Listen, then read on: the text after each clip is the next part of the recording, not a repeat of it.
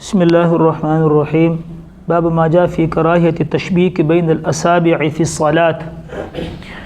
نماز کے اندر ہاتھوں کی انگلیوں کو آپس میں یوں ڈال لینا، اس کو تشبیک یعنی جال بنانا کہتے ہیں۔ اکثر لوگ جو نماز کے انتظار میں بیٹھے رہتے ہیں یا بیانات کے لیے مسجد میں بیٹھے رہتے ہیں تو وہ اپنی انگلیوں کو دونوں انگلیوں میں ڈال کے اور ہاتھوں سے اس کو چمٹا لیتے ہیں۔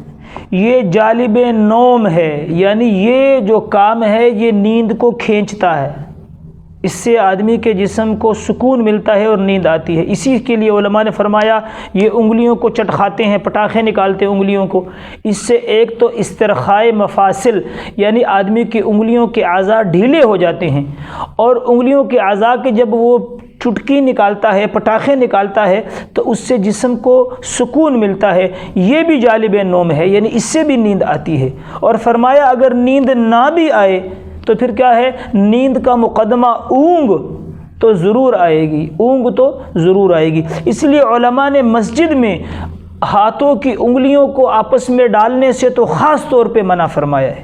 اسی طرح نمازوں کے دوران یعنی بعض لوگ سجدے سے جب اٹھتے ہیں رکوع کے لیے، رکوع سے سجدے سے اٹھتے ہیں قیام کے لیے تو ہاتھوں کو زمین پہ یوں رکھتے ہیں اور ہاتھوں کی انگلیوں سے پٹاخے نکلتے ہیں، یہ تو بہت بڑا مکروہ ہے، ایسا تو بالکل نماز میں نہیں۔ لیکن نماز کے بعد بھی اگر نماز پڑھنے کے بعد بعض لوگوں کو آپ نے دیکھا ہوگا ان کی عادت ہوتی ہے فوراً انگلیوں کے پٹاخے نکالتے ہیں، اس لیے ان حرکتوں سے منع فرمایا حضور نے۔ ایک تو یہ مکروہ ہے اور کراہیت کی وجہ یہ ہے، دو چیزیں ہیں، استرخائے مفاصل کہ اس سے اعضاء ڈھیلے ہو جاتے ہیں، نمبر دو یہ جالب نوم ہے، نیند کو اپنی طرف کھینچتے ہیں، اور تیسری یہ ہے کہ فرمایا یہ شیطان کا کام ہے۔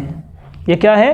یہ شیطان کی حرکت ہے، اور فرمایا آپ علیہ الصلوۃ والسلام نے اس سے منع فرمایا ہے، آپ علیہ الصلوۃ والسلام نے اس سے منع فرمایا ہے۔ تو دیکھیں اگر ایک آدمی کہتا ہے کہ جی میری ہاتھوں کی انگلیوں کو ڈالنے سے نیند نہیں آتی، مجھے نیند نہیں آتی، تو پھر بھی اللہ کے نبی نے منع تو فرمایا ہے۔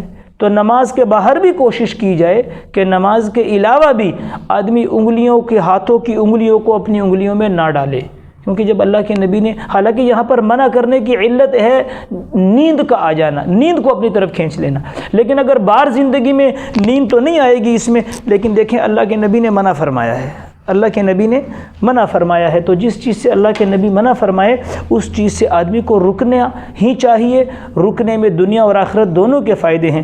تو لہٰذا ہاتھوں کی یہ پٹاخے نکالنا چاہے نماز میں ہو چاہے نماز کے باہر ہو، مسجد میں نکالنا، نماز کے دوران نکالنا تو کراہیت کا بڑا درجہ ہوگا، نماز کے علاوہ نکالے گا تو کراہیت کا ہلکا درجہ ہو۔ اسی طرح اگر نماز کے انتظار میں بیٹھا ہے اور یہ تشبیہ کر رہا ہے، انگلیوں کو آپس میں ملا رہا ہے، تو فرمایا یہ کراہیت کا بڑا درجہ ہے، اور اگر نماز کے علاوہ مسجد کے باہر کر رہا ہے تو یہ کراہیت کا ہلکا درجہ ہے۔